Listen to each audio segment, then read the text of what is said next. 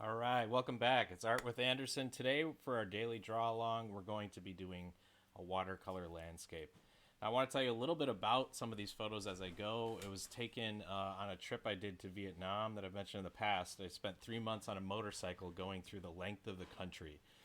So, this is one of the coolest shots in Ninh Binh province, and this is actually one of the places where King Kong, the recent movie with The Rock in it, I guess a few years ago. It was actually filmed there, and some of the background footage is really impressive. These really impressive backgrounds and landscapes, and the main thing that you can start to think about is to, like, when you're doing landscapes, is don't. One second. Yeah, the main thing to know when you're doing landscapes is to keep in mind that there is a lot of room to improvise and to make the composition your own. So I'll show you some examples of that. I'm going to pull up my setup here so you guys can see how we plan to do this.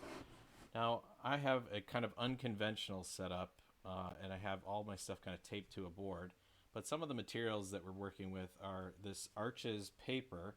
So if you're working in watercolor, I mentioned in the last video, it's important to kind of invest in good materials if you want it to be enjoyable. You can certainly do this on any paper you want, but just know that sometimes if it crinkles a lot or it has a lot of trouble and it falls apart, if you simply invest in something like this, this is a rough grain paper. It can add a lot of unique and more enjoyable aspects to watercolor painting. And then also over here, I have kind of my pan of watercolors, and I'll kind of be able to hide some of those things, but I want to make sure we take a look at this picture first.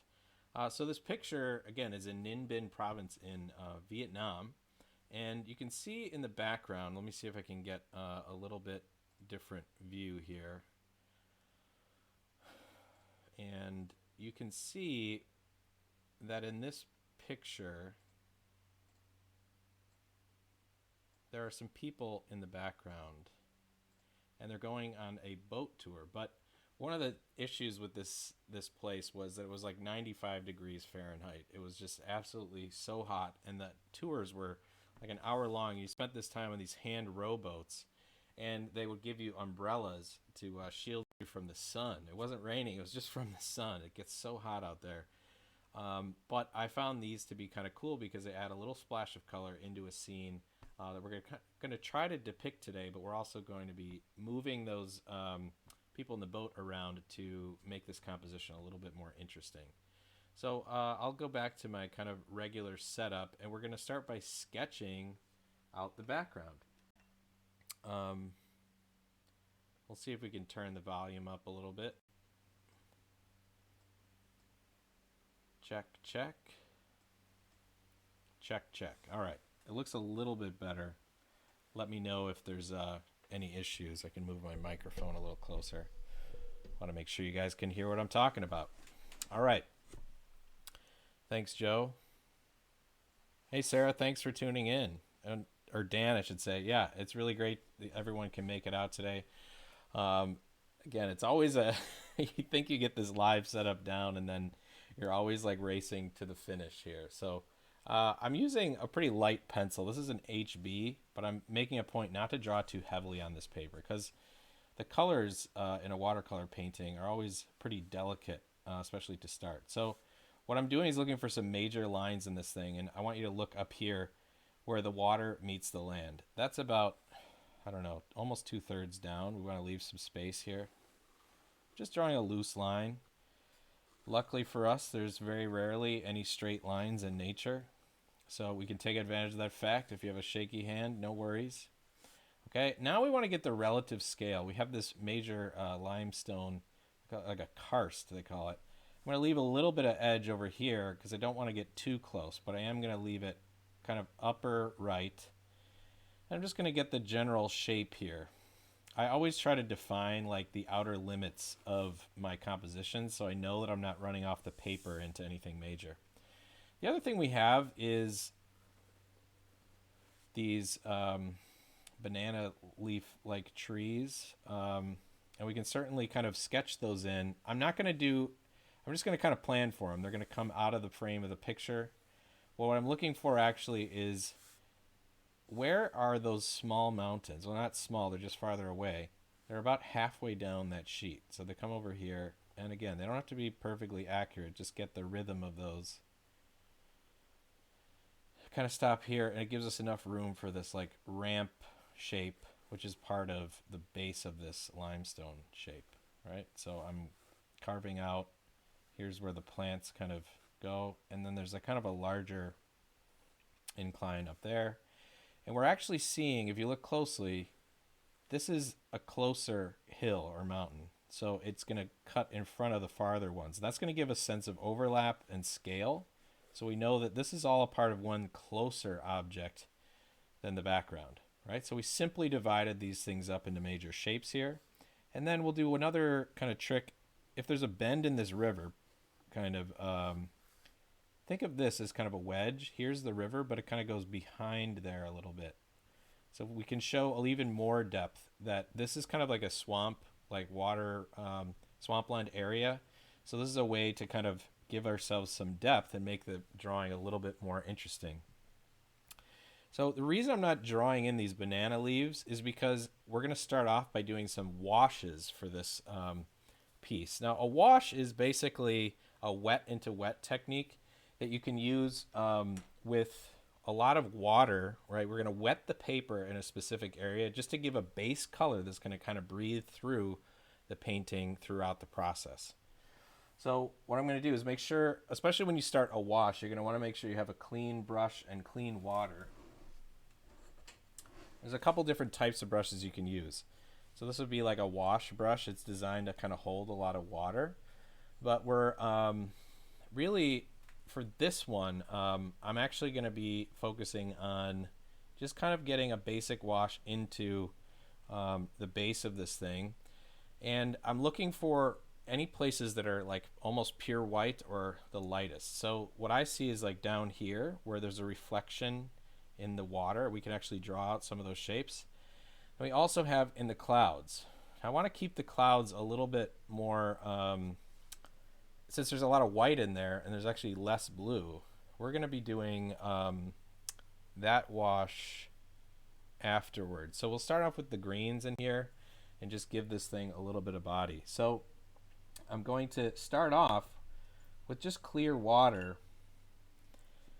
Actually, before I do, remember I talked about this reflection shape. I have a video about reflections, but I'm just going to kind of draw in. Basically, see this line? Flip it across, and we're going to kind of draw it opposite.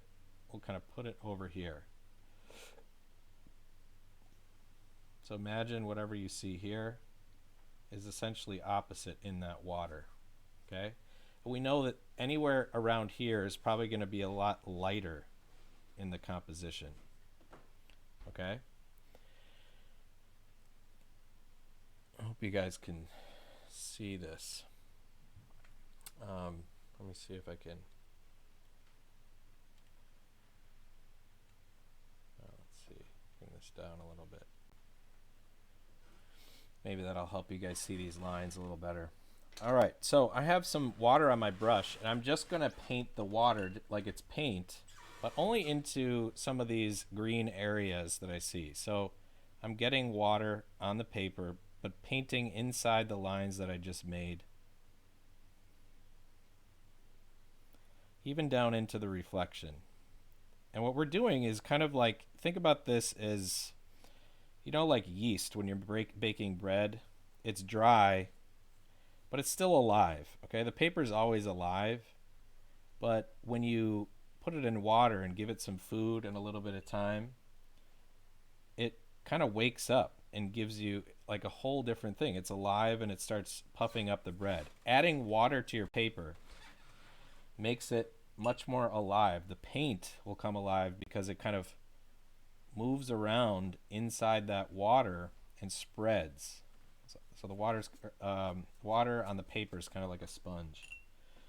We're going to take advantage of that effect in this drawing quite a bit. I will say this beforehand is, as with all watercolor paintings, they're very unpredictable. We may end up with something we love. We might end up with something that we, let's not say hate, but are frustrated with, but maybe we'll be able to rescue or make adjustments and take advantage of some happy accidents. All right, so what I love about watercolors, it forces you to think big picture and actually think of the big picture in reverse. But you can see that it's slightly wet here. And we're going to start by adding in some color with a relatively big brush. I kept this one clean, so I didn't I can do another wash at a later date. Okay. So I'm going to just go in and start to think of some colors that I see in the background. Now, I see some of this limestone color in the back. I'm going to start off with, I'm not even going to, I guess I could put a color behind there. I'm going to start off with this kind of yellowish color. I think they call it usually like a Naples yellow.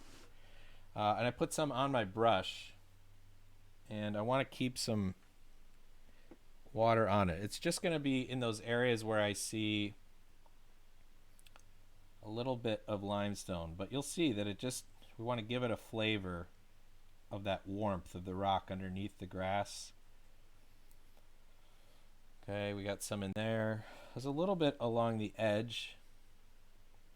And see how it's starting to run into the other areas? That's okay. Sometimes we like to take advantage of how it runs into the paper. It's just thinking about a warmer color. And that's going into some of those trees. Now remember that yellow is also going to be mixing with some of the greens that we do. All right, so let's start taking advantage of this while it's still wet. And sometimes you got to keep in mind you're kind of working against this thing drying out. So we're going to start off with kind of this darker green in the background. And we're just going to take the tip of this pointed brush and start to go along this ridge line. We'll see what happens. I'm just like touching it, and notice how it spreads out. But I'm kind of trying to trace the pattern of how that hill looks. And what's great about the water is it creates like a boundary. The paint doesn't go into the dry areas. But as it spreads out, it gets a little bit less intense, right? This green is a little bit more intense than I had hoped. It's like definitely very saturated, right? And it's like, so let's maybe add some brownish red to it. But I'm going to just kind of put it more towards the bottom of this area. We'll see what happens. I'm just kind of creating a transition. But it's nice and misty almost. Let's also kind of let's pull another green out of here. We'll see how that looks. And I'm just going to start to sprinkle it along this edge. It's a little bit different in color, but I'm just adding little separated things that will spread over time. We're creating that texture and letting the paper do a lot of work for us.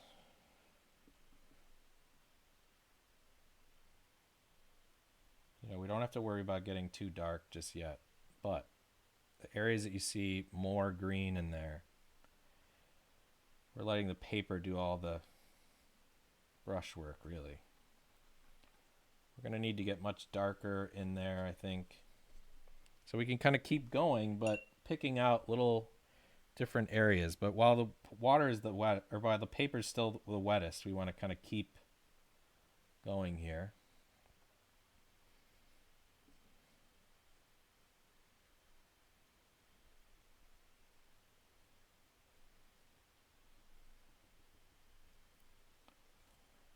So when I was talking about these being unpredictable, remember that's part of the process. But when you're starting off the painting, it's important just to keep relatively loose. I'm just going to sprinkle a few of these things up here. There's actually a lot of stuff going on in that limestone. And I'm going to wait to do... I'm going to kind of leave a blank space over here for this big banana leaf that kind of comes into the picture. And I'm going to leave the water until later because I want to move my boaters into an area that's going to make this thing a little bit more interesting. Okay, but I will do, I guess, yeah, we won't do too much with this area. So let's start darkening it up. We're going to go, same thing, with the same brush. Doesn't really matter. For some areas that you feel like are actually particularly dark. See, I see kind of like this area over here that's pretty dark. I'm being careful not to cover too many areas, but again, dabbing in. And as the paper starts to dry, it'll keep the form. It won't spread as much, but we got a decent amount of paper on there. I'm kind of trying to create the texture of the jungle. I see more of this dark jungle form. I'm even going to mix in a little bit of blue into this to make it a little darker. Actually, I think that's more of a sap green. So, right, I just kind of create a transition. There's definitely some dark stuff down here. Underneath, there's some shadows of those trees.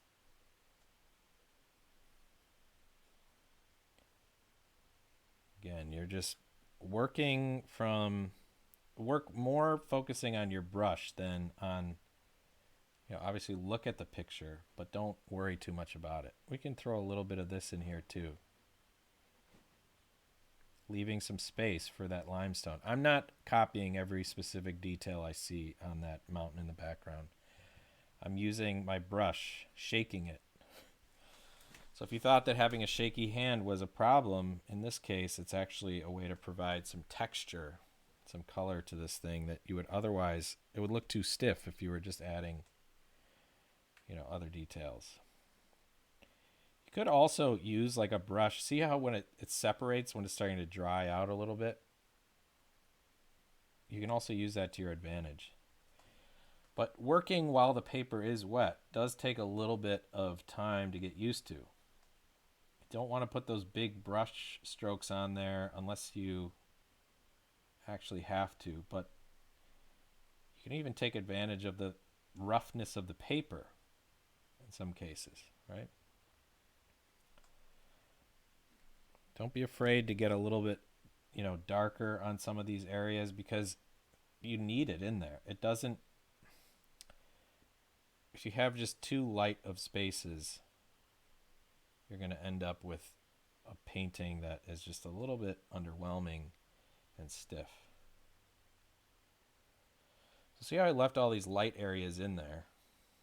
That's on purpose because I can always wait till this dries and put some light colors back in. It's very difficult to go back in with a another type of, we have to wait for this to dry, otherwise it'll reactivate.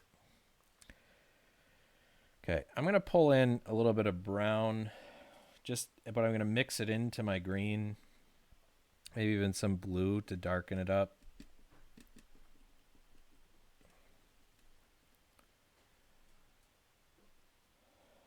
And in those dark areas, we'll see if we can really get that thing to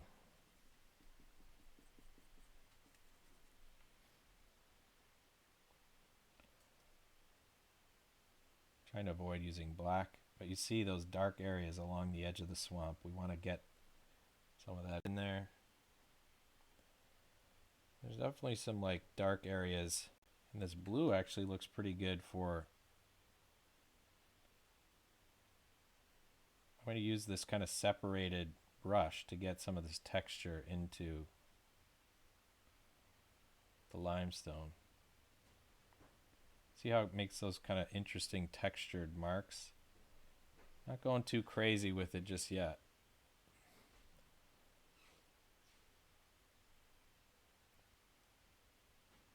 Again, you guys are watching me improvise here, so it's okay to do. It's more about just trying to decide exactly what areas need a little bit more nudge, right?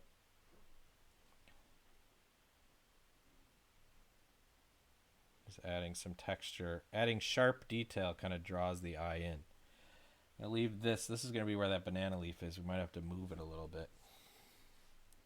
This is certainly not dark enough yet, but let's add some more of that dark area in here where you see some shadows on the mountain or a little bit of exposed rock.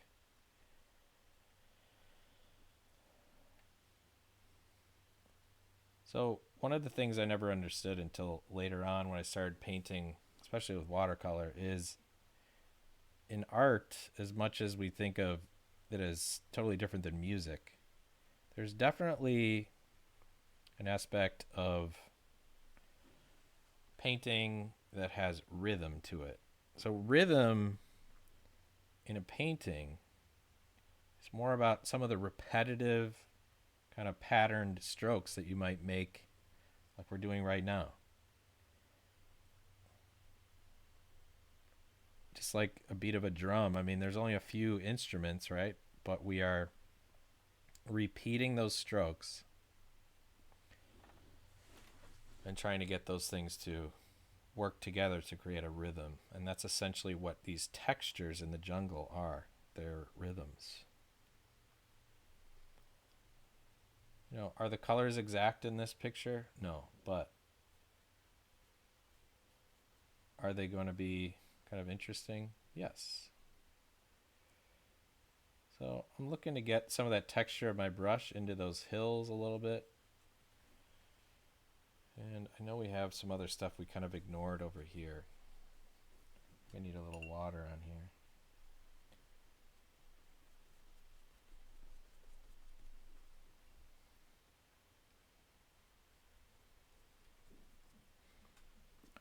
Another thing that we're playing with is when something gets closer to us in nature, the colors are a little bit more intense or saturated. And a lot of people think like, oh, why would that be the case, especially if, it's not like it's a foggy day. But fog is a good way to think about it. Fog is when there's a lot of moisture in the air. It's thick. It's something that we can see through at a certain point, right? But it also, like on a humid day, you might see more of a haze.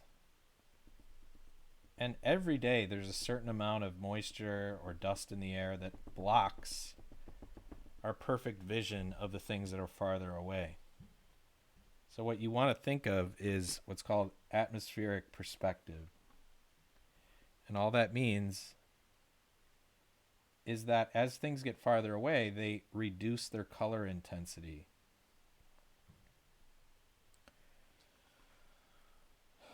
All right. Now I also must have the saturation on my camera up, because when I look at the camera, this looks very intense in the colors. For you guys, it's not as intense for me. So your camera can control some of this stuff as well. So this green that I'm putting in is definitely that lighter, pretty saturated area, right?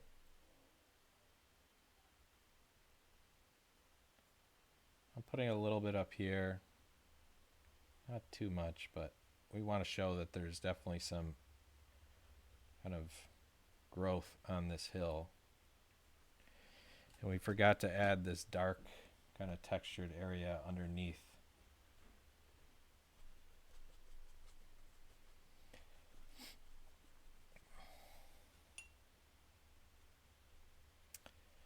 All right.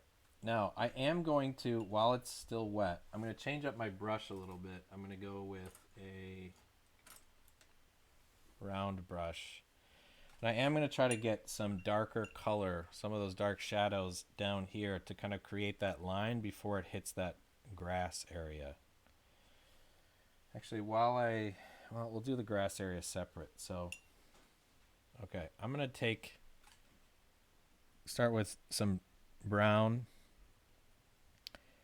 And we're going to use an opposite color. So here's brown. It kind of has a reddish base. I'm going to add a little bit of red in there. And then I'm going to go back with my darker green. And that's going to be my shadow color. But it's that red and green mix that's neutralizing each other. And it's creating kind of this dark shadow color for the underbrush. So only on the areas that are like close here, I'm just going to start by really coming in, and I'm basically just shaking my brush, just getting little textures. Right? Some of it's going to change shape, but I'm just hinting at these little shadows behind here, getting some shapes underneath. I mean, think about a tree. What does it do? It makes shade. So we got to add that shade in there. And if this gets a little bit too intense for us, like it's too sharp, we can resolve that later. Maybe we run it over the roughness of the paper so it doesn't look like just individual brush strokes. It's just getting some more texture in there.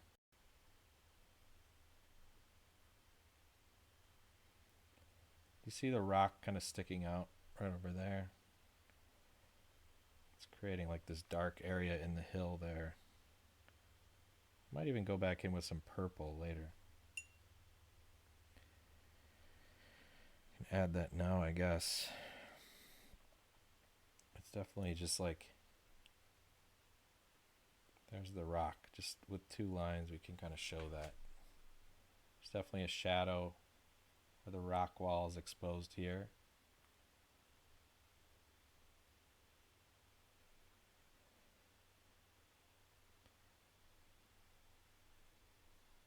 There's a whole other aspect to this, right, where we think of drawing as, you know, this thing we do with lines, but that's what I love about watercolors. You can really get in there with some texture, but it's like this was much wetter than I thought, right? So it definitely bleeds a little bit.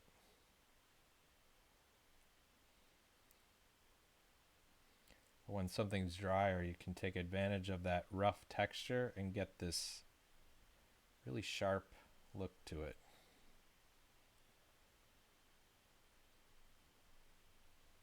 You know, that from a distance might look a little bit more like rocks.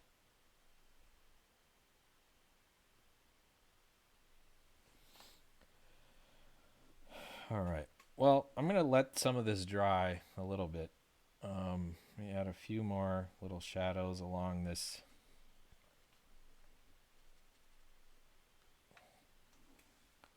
I think we're good for now. Certainly have a few more we haven't really resolved in this area, but that's okay. We're creating an area of focus right here that's close to us. All right.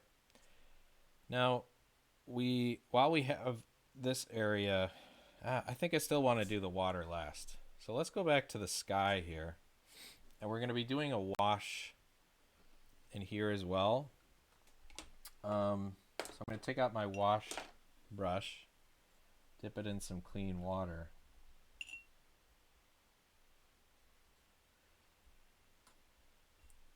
Actually, you can kind of keep multiple cups out if you can. Okay, and I'm just going to get this area wet. Now, I'm not going to add a lot of paint on this. Go right just shy of the edge there. I don't want it to flow too much into this area. If it does a little bit, it's okay. And technically, we probably should have done the sky first, but I don't know. I wasn't feeling it. I just didn't know exactly how the rest of this was going to shape up.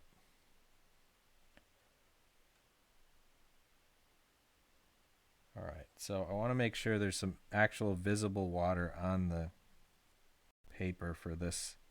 Because when we make clouds, we really want to take advantage of that push and that pull of the water on the paper.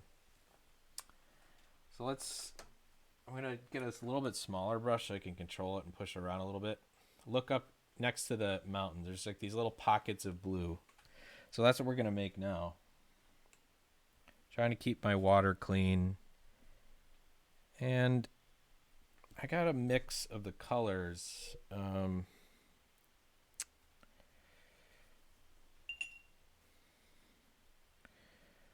This is ultramarine blue.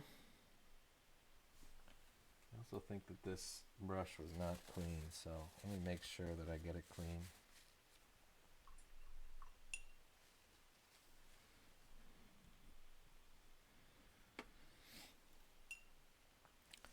I don't want it to be too cool of a blue, so I'm going to take some phthalo blue as well.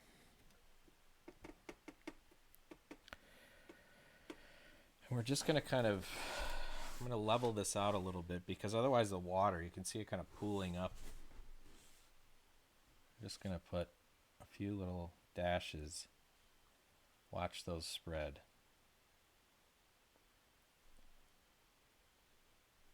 That's definitely one area of sky right there, right? And it goes right up to the edge of this. But you see how it creates those really soft edged areas? We want to create the illusion, kind of separate them so they connect on their own. So we're leaving the clouds are the white space.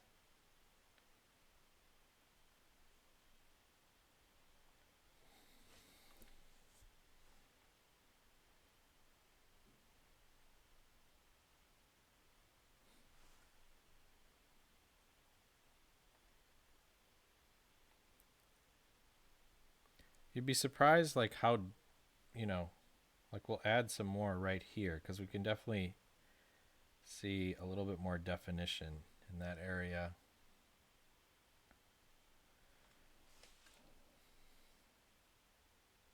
And for this, we kind of ignored this banana leaf. Maybe we'll just make it shorter, but I'm going to leave that kind of blank. But there is this beautiful blue outcropping right here. But that's going to form, it can either be a cloud if we run out of time or whatever. But controlling how much paint goes in there controls how intense that blue is. I don't want it to get too dark though, so we'll improvise here. Now the clouds don't look perfect just yet because they kind of just look flat. So how do we take care of that? Well, we're going to actually take a little bit, what color should we use for that? You know, I'm going to take a tiny bit of black. We're going to just mix that like very, very little. We're going to make a very, very light gray, but we're going to dilute it out. So I'm mixing a lot of water in here. And then in certain areas, I'm going to kind of just along the edge create some subtle little shadows in those clouds, being sure to leave some white areas that show the tops of the clouds. Wiggle that brush around, get a lot of variety in there, and let the paper do its job, right? As the clouds get farther away, they might get a little hazier too. So we could put a little bit more of that gray on the farther ones. But again, I'm not trying to make a one-for-one copy.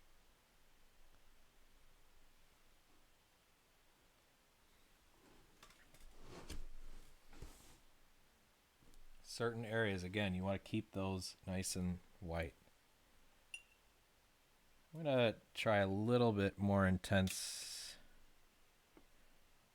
Keep those relatively blue. That gray should have kind of a blue to it, but I am going to go in with a couple accents of dark.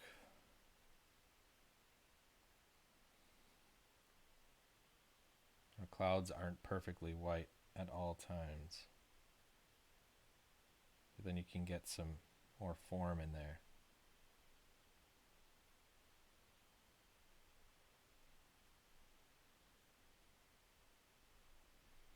It's going to make the areas that do stay white look more intense.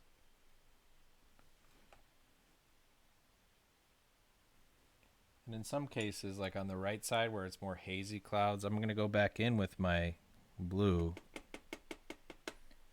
very diluted,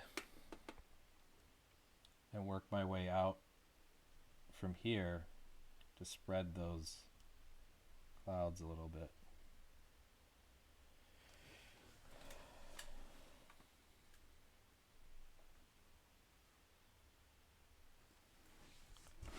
Let's not get too carried away with these just yet, but we're starting to see this picture take form, right? It's very loose, but what we have is a pretty abstract texture to show the rock that's different than, you know, the stuff over here. So we've done a pretty good job of separating those things out. Now, the only other thing is look at these mountains in the background compared to the saturated area here. You can notice that it's a little bit dulled down in that background. So let's take care of that. We're going to use blue. So just like I said, everything gets a little bit more faded out. Everything typically gets a little bit more blue and less saturated as it goes farther away. But I'm going to leave the light areas light. That's going to be the limestone. So I'm just going to darken up the areas, especially along this edge here.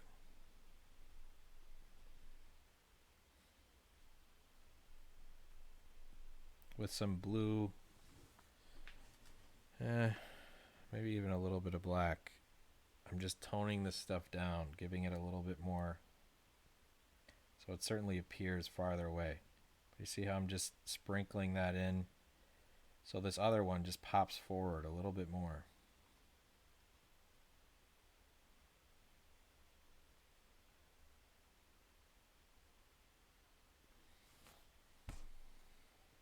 I feel like that's even, like these are a little bit too intense, so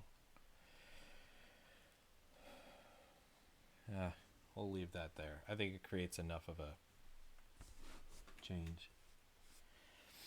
All right. So, what do we do with these boats? Let me bring this up a little bit so you guys can see. All right. Now, the reason I saved the boats for last is I want to just pick out like where I'm going to be drawing those boats. I feel like where they are in the picture. Let me switch to my large view. Where they are in the picture here, it's good, but I also want to add one. It's a little bit more on the right side, almost directly underneath the peak of the main mountain here. And I'm not going to go too crazy with the color. Sorry guys, this is how you would see, like if you could hear my thoughts when I was making a painting alone, right? I'd be deciding all this stuff. I know that there's going to be some right here. And let's just try to figure out what we can use to represent them. We're not going to even draw them out. We're just going to be drawing the little umbrellas. Let me look again. They're very small. Maybe what we'll do is we'll add them with gouache, which is, it's an opaque watercolor. We'll do that afterwards so we can just paint this really nice water underneath without getting too crazy. So let's take a look at the water. I'm going to transition to the other side.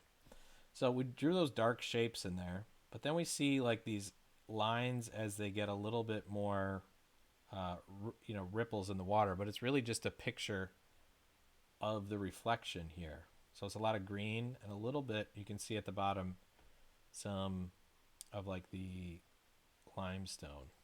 So don't think of the water as having much of a color at all. It is a little bit muddy, but that's okay. So we're going to get this bottom part wet again because it kind of dried out.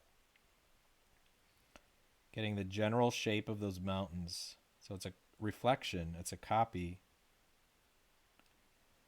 And we're getting that area nice and wet with this water. It might take a few, like this is why you want the nice paper for this, is because if you use computer paper, it'll just start falling apart. You might be able to get away with doing this once, but this paper is designed to really like hold a lot of water. It was made out of cotton. You can see we have a little bit of this green snaking in. That's okay. We can actually take advantage of that to make it look like there's a reflection. But we do have these cattails, kind of those reeds that are growing on the shoreline. So what we're going to do is actually not draw each individual piece of grass, right? We're going to actually just draw kind of a yellow band first. So I'm going to get this yellow. It's like a yellow ochre. And I'm just going to put this here. So I'm giving it a little bit of room.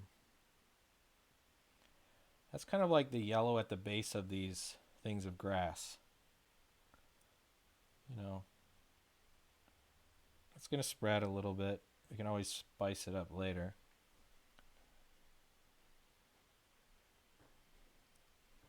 All right, it's going to appear a little bit dark for right now, but we're actually going to be making this bottom part pretty dark, so don't have to worry about that. A little bit above there, I'm rinsing this brush. That's a pretty bright green, so I'm going to start with the bright green, and I'm just going to put a nice little thing a little bit above there, because it'll flow down. Well, there's our grass. It's kind of cool, isn't it?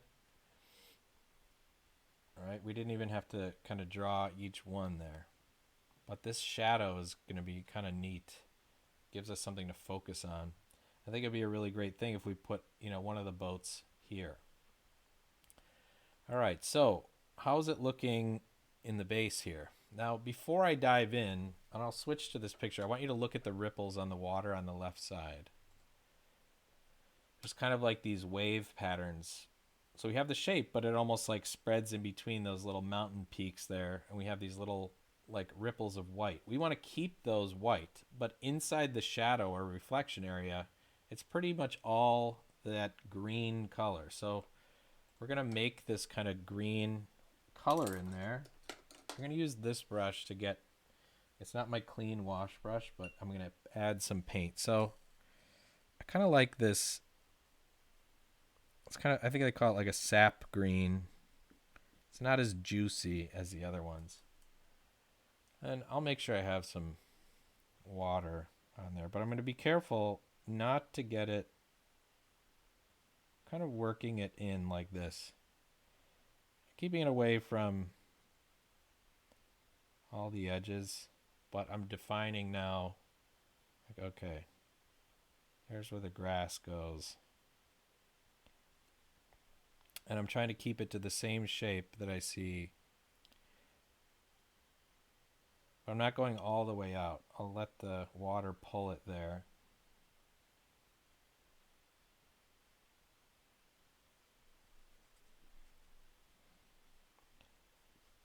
And I'll kind of, again, remember this is a wash.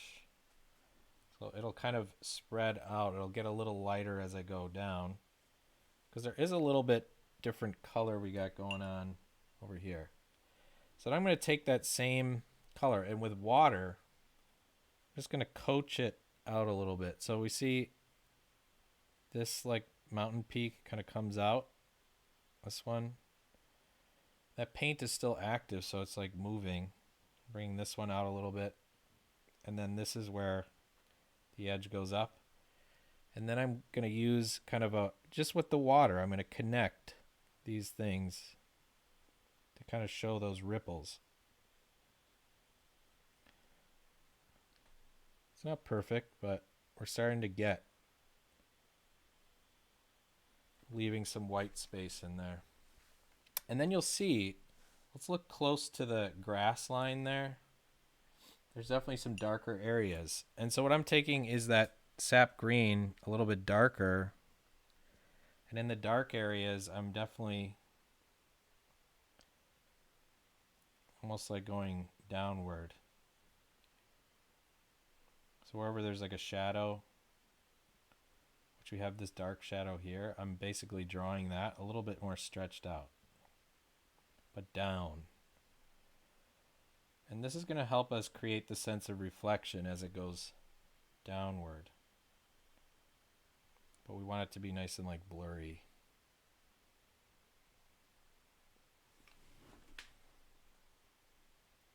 It gets pretty dark into these areas, so I'll be sure to add some more paint.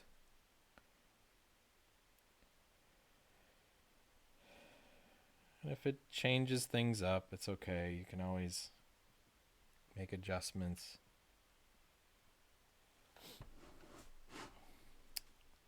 I'm going to try an effect with a dry brush. So over here, I'm drying out the brush like this. I'm just going to kind of scrape it across here. And I'm getting those little rippled reflections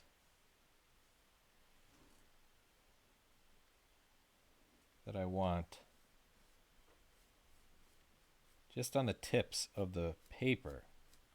Gives me that interesting little reflective surface. Doesn't work for everything, but it gives me a little bit more sharpness where I wanted it. Now down over here, I'm going to pick a different color. It's going to be a little bit more brown. See if it'll work. I'm going to mix it in. This is supposed to be more of the limestone shape. So it might merge a little bit. Gets a little darker over here. Let's try it out. I'm going to go a little bit darker with some colors in here. Maybe even use this brown in this reflective area.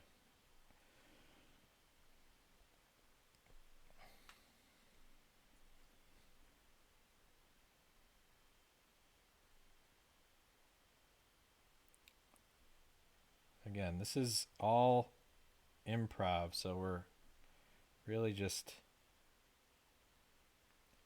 trying to see what the water will give us. Almost giving like a sacrifice to the water gods. We don't know what's going to happen.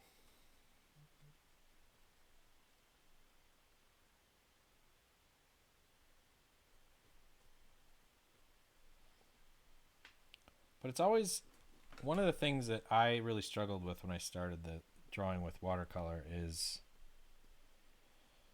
being afraid to do dark colors because it's hard to do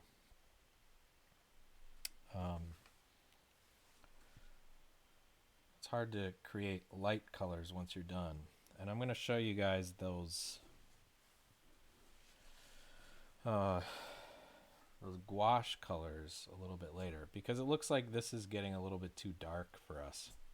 Part of that is I think because we didn't make this dark enough, and now that it's dry, I'm actually going to take some purple. You see on the left side of this rock up here, it's so dark in that picture. I'm going to take some purple, maybe mix it with its opposite to tone it down. So mixing some yellow in there. But I want to make sure it like reads as purple. And I'm going to just go in there and add a little bit of definition.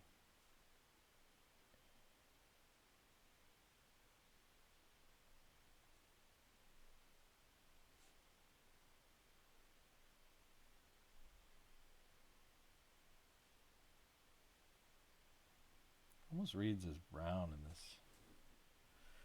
I feel like I need a little more purple. I don't know why I feel like purple, but it's a pretty dramatic color to put in there. I like it. I don't know if we'll have time to put the banana leaf in there. Maybe we can put the other one from this side.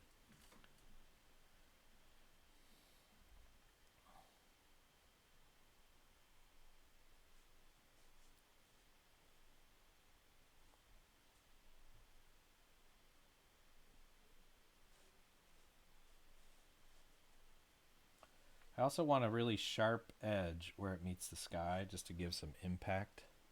You know, so maybe adding some really dark but crisp forms off the edge that'll give it some weight, because we really don't have anything just making it look like this is super heavy. And come back in. Some bigger, more aggressive brush strokes down here before it meets the grass. These bigger brush strokes could be kind of like read as, you know, the strong rock underneath. Just catching a glimpse of it coming through the jungle.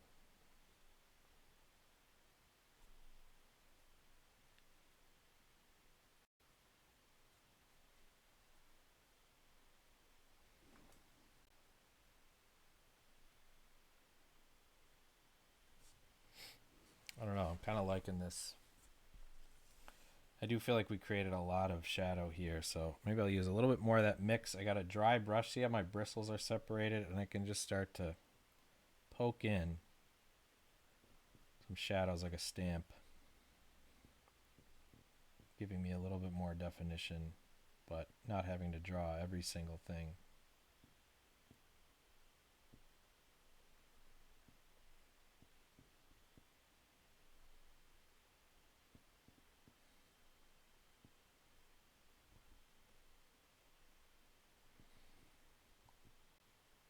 If you start to think about this stuff for a long time, you realize that all paintings are abstract paintings, right? So that's really what we're doing here.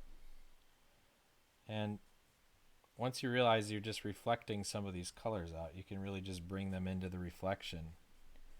That's what the water is. It's just reflecting the colors that it's, you know, bouncing from above. And in the painting, we don't have to just rely on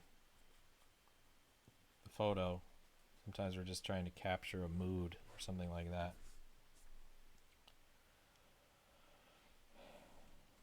I'm going to get some more of that purple. It really brought something into this piece that, I don't know, get some of those ripples in there.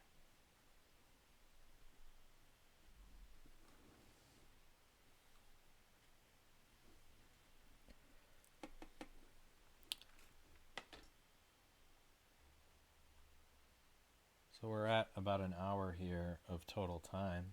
I feel like this is a pretty good sketch. I'll definitely be spending some more time on this after the video's over, and I'll be posting it on my Instagram. So if you're not already following me there, it's something you might want to take a look at. And that's just Art with Anderson, except all of the words have an underscore. So Art underscore with Anderson, with the underscore in between. And I'd love to see what you guys come up with if you started any of your watercolor paintings, because it's certainly a journey. You don't always have to be confident when you start, but it's more about follow through, getting comfortable, trying out some of these techniques, just having fun with it. You know, like I said, this one is definitely a I don't know, like I've never drawn this scene before. You guys are witnessing me pull this together. So what are we going to do here to spice it up and make it look like there's a reflection? Well, I will pull out the gouache in a second, but let's see if we can kind of imitate the banana leaves out here using a dry brush technique. And so I think we'll use this brush. First, I'm going to actually get some paint ready, and we need a dark sap green, and I need a decent amount of it. I want it to be pretty powerful. Okay, but the trick is I got to get this thing dry. So I'm taking a card, and I'm basically doing it until I go on the edge. So see how it separates out? I want it to look like that when I dip it into this kind of strong color. So I'm going to separate those things out. And that's just going to give me this frayed impression. I got to kind of go for it, though. Let's see what happens.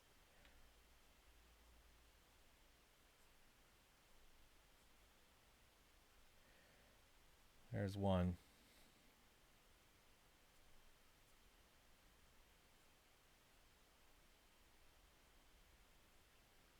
I can go back in and do it a little bit later on some of the other ones.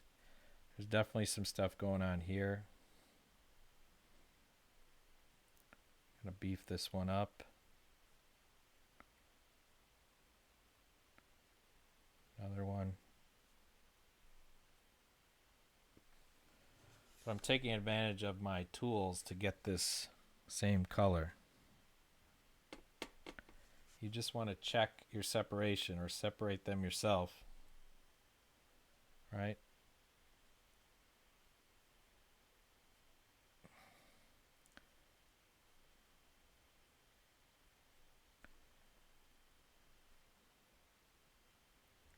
Maybe they're a little longer than I was making them the first time. Have some fun with stuff like this. Using your brushes. I don't really throw away my brushes whenever they get old, because sometimes an old brush is going to give you the perfect frayed look you need. Like maybe you need to draw some hair of like a squirrel or something. So I'm drawing some little reeds at the edge of the brush.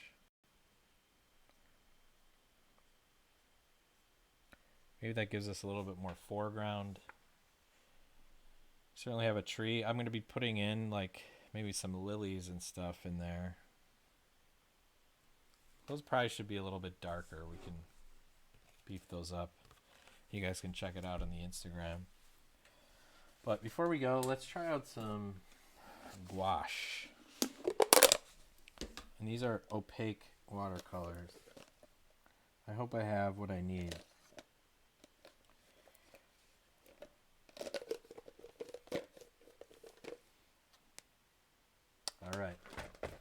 So I have this permanent green deep. I'm going to put it on my palette, but it comes in a tube. And these are opaque watercolors. I don't need much for this. But what's great is that, let's see, this is still a little wet, but it should be okay. Is we can kind of color over some things. So those little lily pads, I'm going to be mixing those on a brush. So I need some of this really intense permanent green, it's called, and let's do a pretty small brush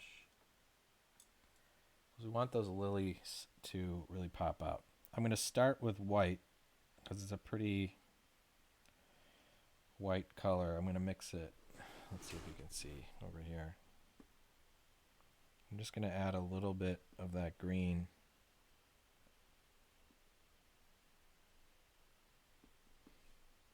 It looks a little minty for what we're going for, but we'll go into this bad boy over here.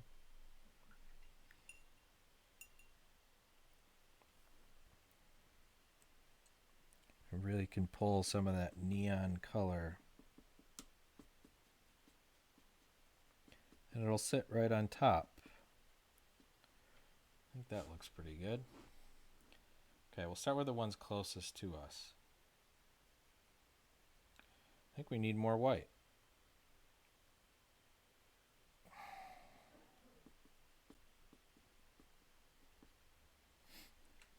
I want those to really pop out.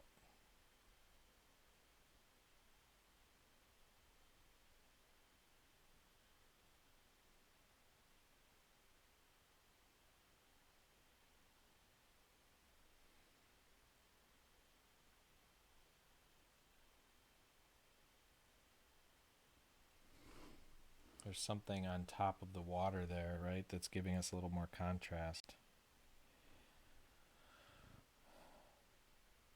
I think we might even just need to make the reflection a little darker. Let's put one a little bit more over here.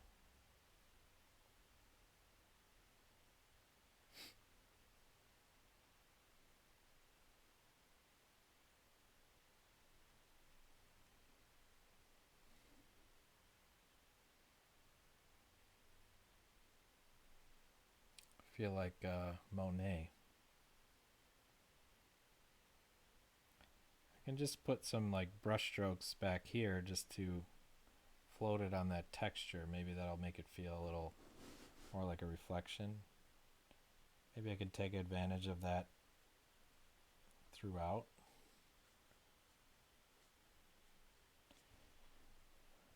I'm getting a little bit more variety throughout here. Actually looks pretty cool. Kind of dragging this throughout to get that textured or mottled look. I don't know, I'm liking this so far. Especially over here, that purple and green.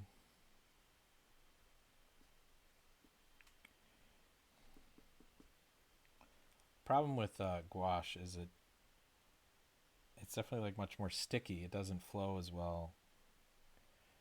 But it can be a really helpful tool, especially for finishing some drawings or adding accents or texture in here.